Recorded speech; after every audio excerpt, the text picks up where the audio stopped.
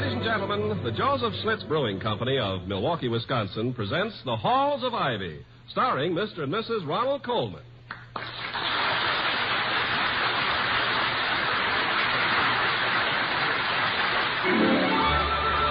I was curious. I tasted it. Now I know why Schlitz is the beer that made Milwaukee famous. If you like good beer, you'll find it pays to be curious and learn about Schlitz for yourself. Now, The Halls of Ivy.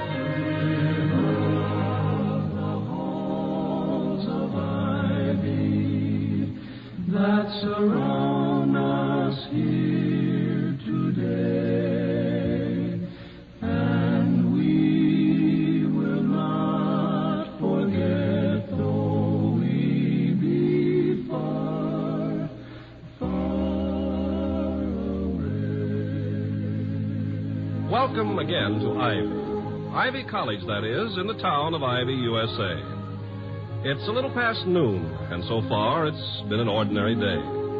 At the home of Ivy's president, Dr. William Todhunter Hall, and his wife, the former Victoria Cromwell of the English Theater, Dr. Hall is just entering the living room where he meets Penny, their maidservant, and says, "Hello, Penny.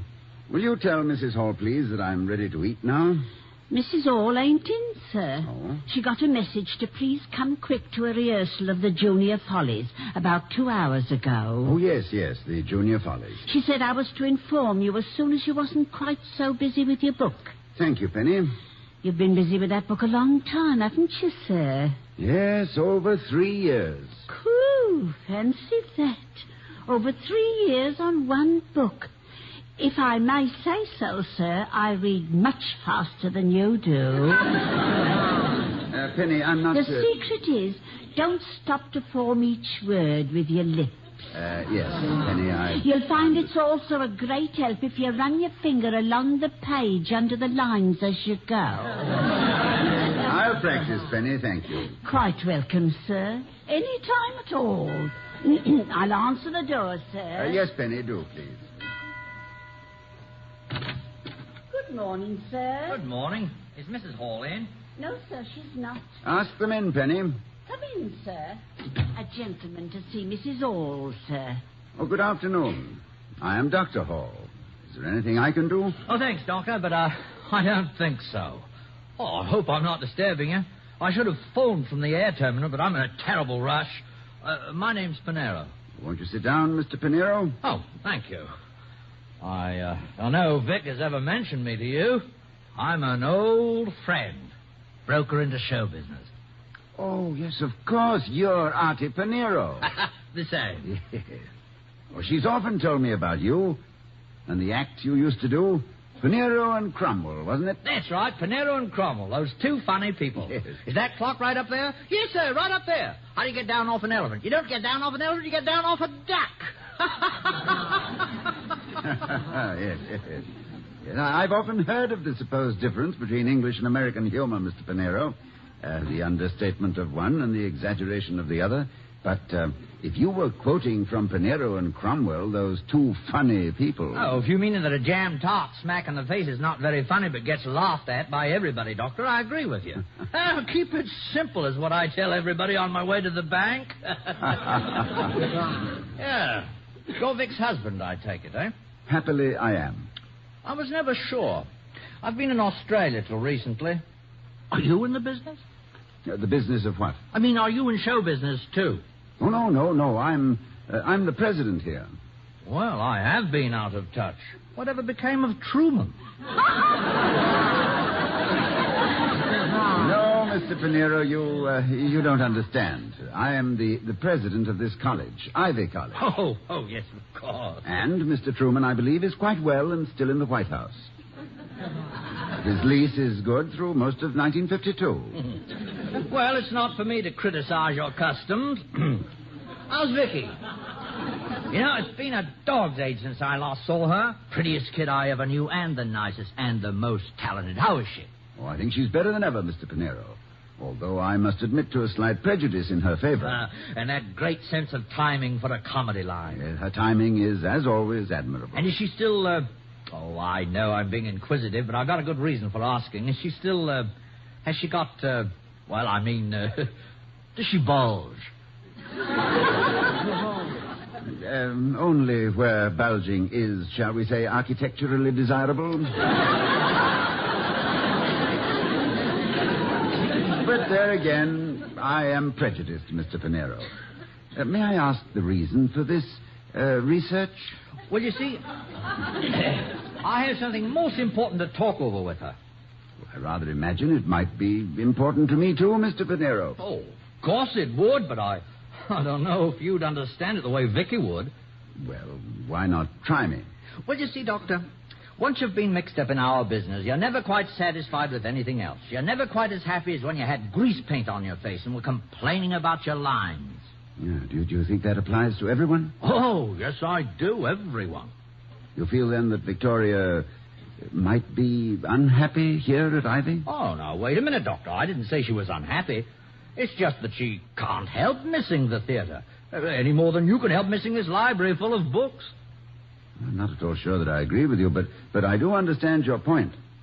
Every profession has a magnetism for its most competent practitioners, which is almost irresistible. But why this sudden concern for Victoria's happiness? Oh, forgive me, Doctor, but I talk better when I walk around. Well, this is why. I need her. I need her badly. Well, in the question of need, Mr. Pinero, no one needs her as badly as I do, with, if you'll pardon me, a certain priority. I know. But this is show business. Now, I produced a musical revue down in Australia in 1946 that's still running to packed houses. I wonder if the quiet of the campus has been deadly for her. My show is called Sydney's Harbour. It was such a hit down there that I brought a company to England last year, and it's still running there. I wonder if all the happiness she's given me has left her with none of her own. Now, my point is, Doctor, next month I'm opening Sydney's Harbour in New York. Have I been an idiot? So content with my own lot that I... And I would like Vicky to play the lead. Well, did you hear me, Dr. Hall? Huh? I would like Vicky to play the lead. The lead, yes, of course. The lead, naturally. Mr. Pinero. Yes? Would you mind giving me a few hours on this? I'd like to think about it quite seriously, and then may I phone you? I know that Victoria will be most anxious to see you. Why, certainly, only I don't have too long. Oh, could I drop around again in about, say, 6? 6, Mr. Pinero. And, thank you. Thank me? Whatever for, Dr. Hall? For reminding me of something I had forgotten.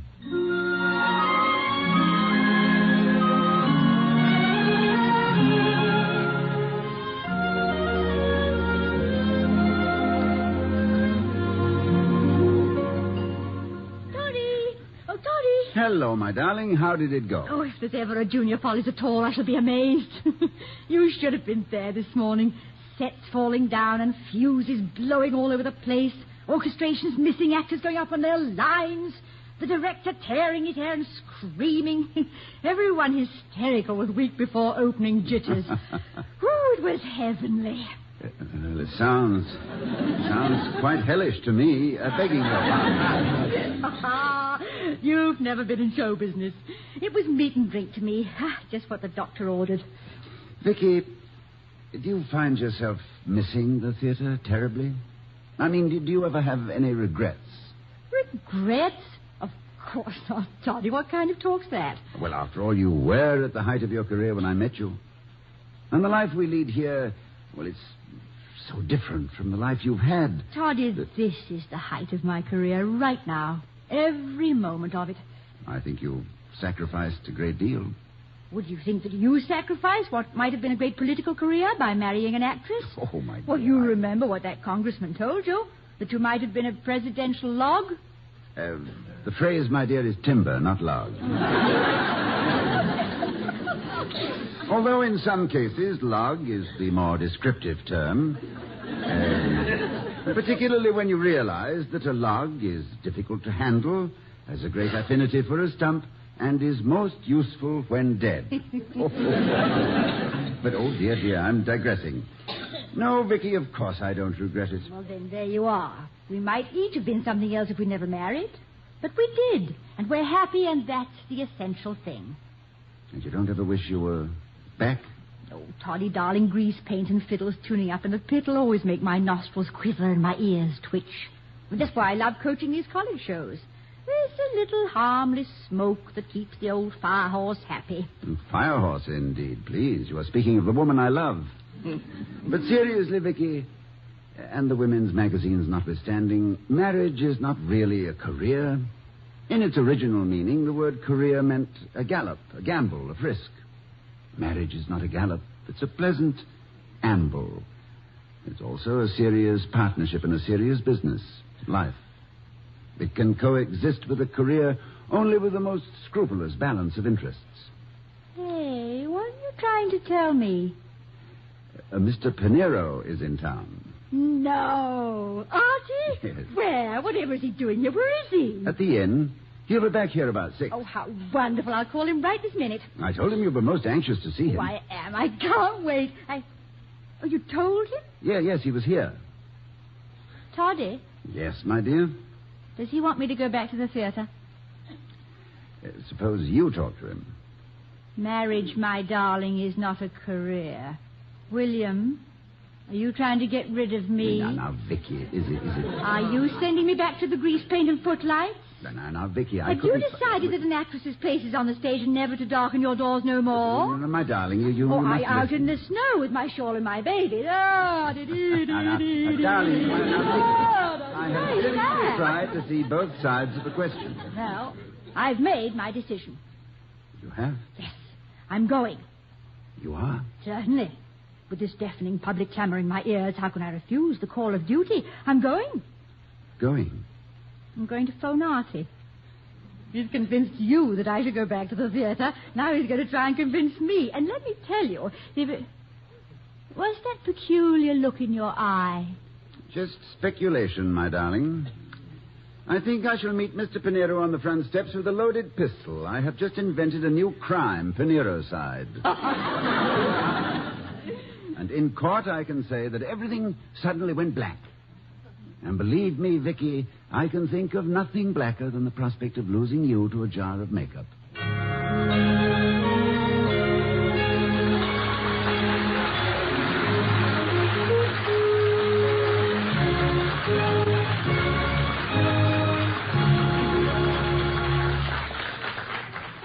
I was curious. I tasted it.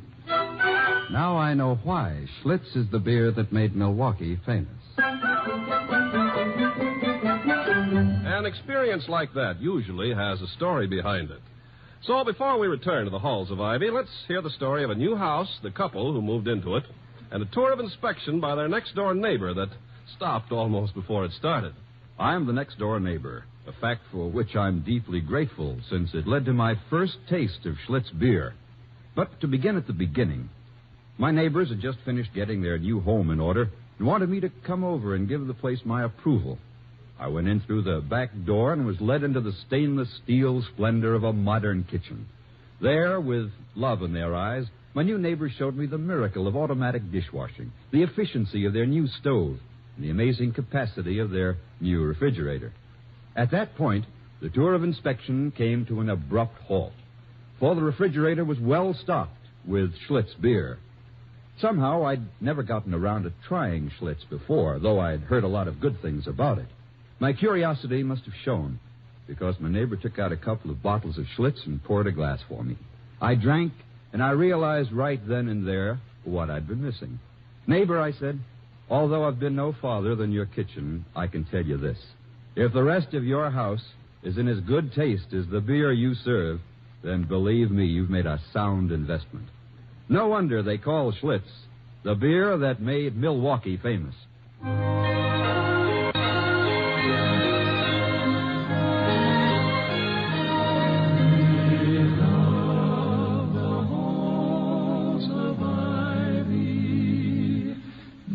Surround us here today.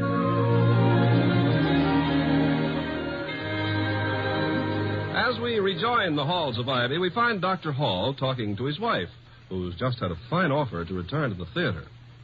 Vicky, Yes, dear? you know, quite sincerely, I don't want to stand in the way if you decide to take a sabbatical of your own, if you do think you'd like to get back in harness, as it were. I know how one can become infatuated with one's own profession, even mine, prosaic as it may seem in comparison to footlights and first nights. There are times when I positively thrill to the smell of old books. I remember we were joking about it once, about inventing a perfume for the wives of faculty members. We were going to call it Essence of Worm-Eaten Volumes. You might even call it Eau de Voltaire. Oh, very good, very good. But as for your absence for a few weeks disrupting my life, well, I shall miss you, of course, but I can manage. Oh, you can. Well, I mean, after all, I'm not a stereotyped absent-minded professor. No, I know. You're probably the most present-minded professor there is. Well, thank you, my dear. So... Toddy, now look. I had a wonderful life in the theater, but I have a wonderful life with you here. And I never want anything to change that. Oh, nothing ever will, Victoria, as far as I'm concerned. I can only repeat a phrase Mark Twain placed in the mouth of Adam about Eve. Wherever she is, there is Eden. Excuse me, sir. A young lady's calling. Miss Keating. Keating? Oh, it's Sally Keating. Sure in, Penny. Yes, Mum. Sally Keating, that's a familiar name. Yes, she's the lead in the Junior Follies. Oh, I don't know yes. exactly what... Oh, come on in, Sally. William, you've met Sally Keating, I'm sure. Oh, yes, indeed. Please sit down, Miss Keating. I understand you're the leading lady in the Junior Follies.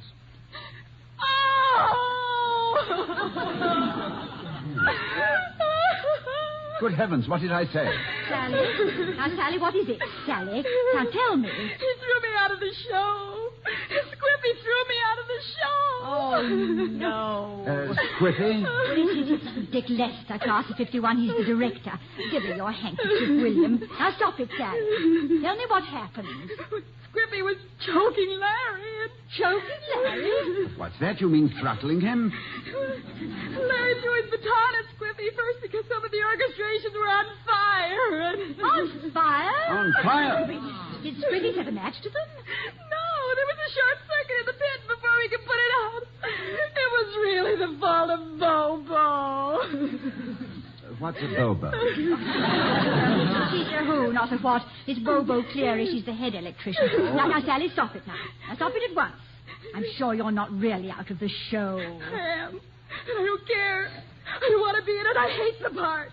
I never wanted in the first place. The songs are dreadful, and the lines they gave don't leave me standing there with egg on my face opening night. And I wouldn't appear in a production with any of them for all the money in the world. I hate them. Is this what you meant week before opening jitters? That's it. Oh, dear. Is it always like this? Of course not. This is serene compared to the general run of things. Now, Sally, stop that and listen to me. You're behaving like a child.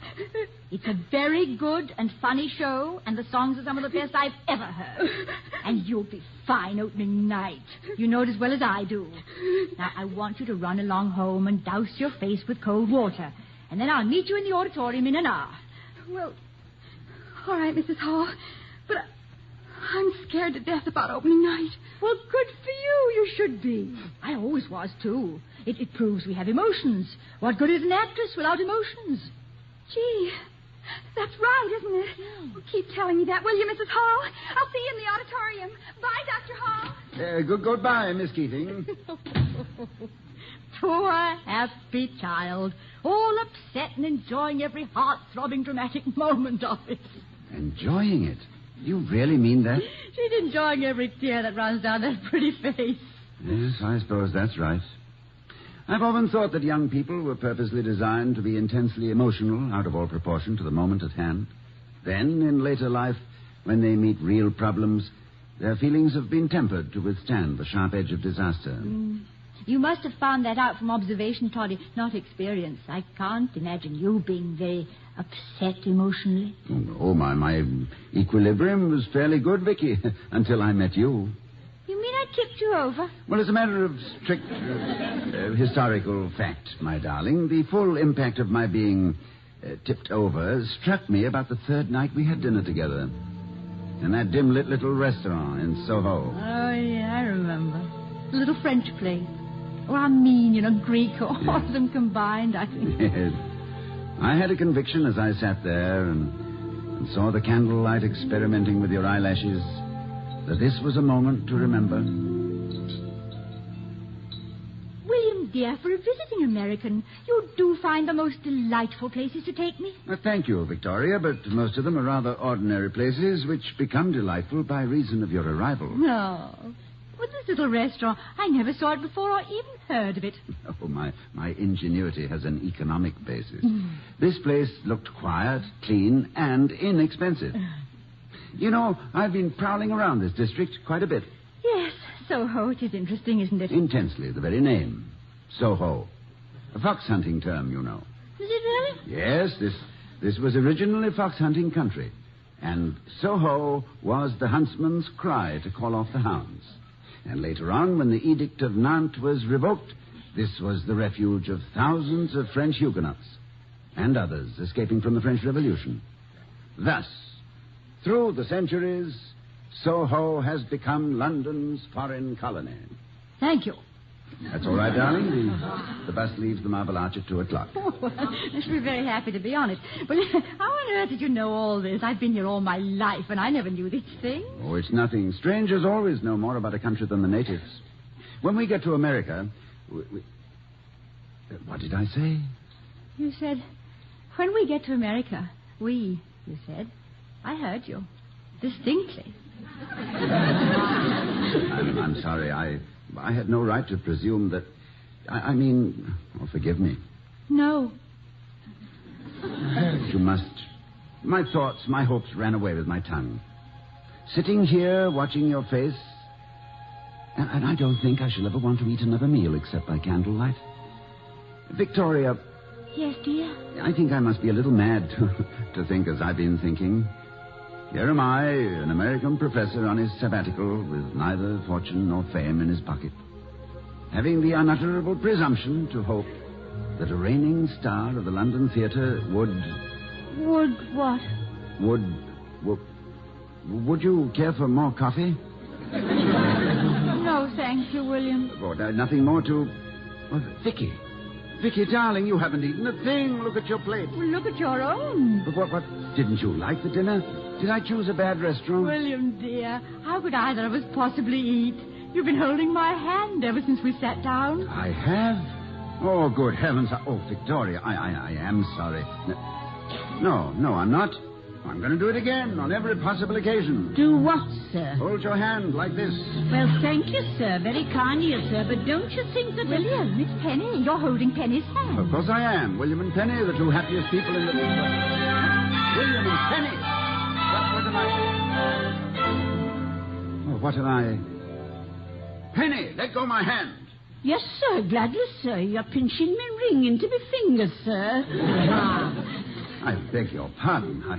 I thought I was... What was it you wanted, Penny? Mr. Pinero is here. Pinero? Oh, yes. Show him in, Penny. Yes, sir. Right away, sir. Off again on one of your little excursions, Toddy? Yes, I guess I was. Was I with you this time? Oh, you're always with me, my darling. My excursions, as you call them, always call for 2 tickets, and I always... Mr. Pinero, sir. Artie! Vicky, my duck. Won't you sit down, Mr. Pinero? Pinero and Cromwell, those two funny people. I'm so glad to see you I could cry. Try this chair over here, Mr. Pinero. Oh, thank you, Doctor. Well, you're looking great, Vicky. Oh. Well, you haven't changed their hair, so help me. Oh, what you do to them in Sydney's harbour is nobody's business. I've told her part of your plan. You're absolutely made for the part, Vic. Why, you'll be the toast of the town. Yes, Artie, my husband told me what you said about putting your show on in New York. But I wasn't able to paint quite such a colourful picture as he did. That's very simple. I need you, pet. Thought it all over a million times, and you're the one, the absolute one. It seems, Vicky, that you are the one wherever you go. Now, name your own terms. Why, this would be the biggest thing to ever hit Broadway. Now, what about it, Vicky? I'm afraid, Artie, it's too late. It sounds absolutely lovely, but I'm just too happy here. Dr. Hall, I appeal to you. You have the understanding of a professional. Oh, you know how I feel about this, Victoria. I'll miss you terribly. But if you feel the slightest desire to go back... William. What, my dear? Nothing on this earth could persuade me to leave you. You see, Artie... No. Don't go on, Vicky. I know the answer. The way you two look at each other tells me more than words.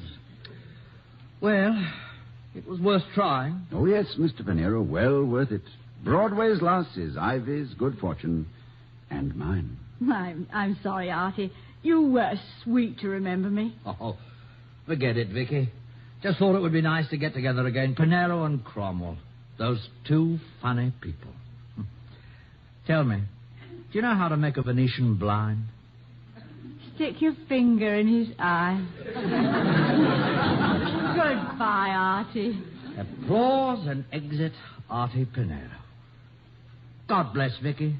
And good luck to you, Doctor. Thank you, Artie. And my sincere sympathy.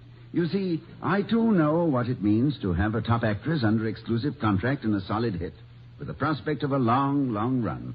Goodbye, Mr. Pinero. Goodbye. Bye.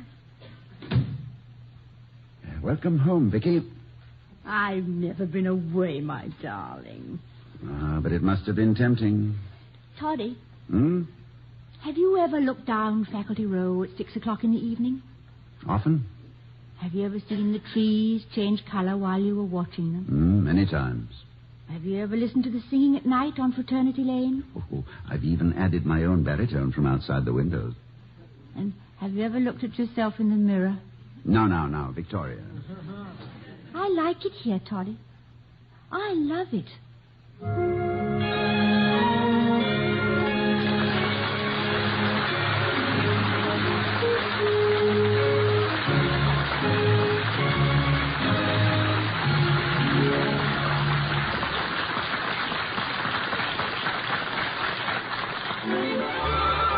I was curious.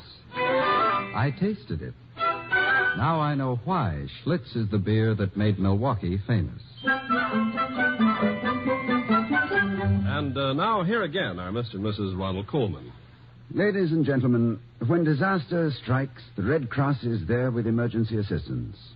Even more important, the Red Cross stays on the scene to help rebuild and to provide medical care. Last year, the Red Cross gave assistance to over 200,000 persons in 330 disaster operations. Your help is needed. The four arms of the Red Cross embrace the entire world. Forearmed is forewarned. Give more than before. Good night. Good night, everybody.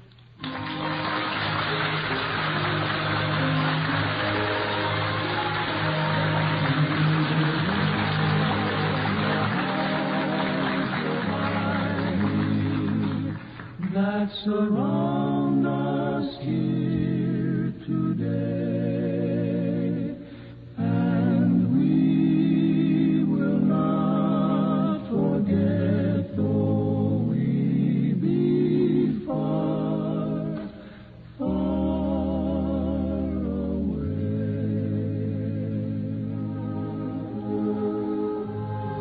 We'll be seeing you next week at this time at the Halls of Ivy, starring Mr. and Mrs. Ronald Colman. The other players were Joseph Kearns, Janet Waldo, and Gloria Gordon. Tonight's script was written by Walter Brown Newman and Don Quinn. Our music was composed and conducted by Henry Russell. The Halls of Ivy was created by Don Quinn, directed by Nat Wolf, and presented by the Joseph Schlitz Brewing Company of Milwaukee, Wisconsin. Ken Carpenter speaking.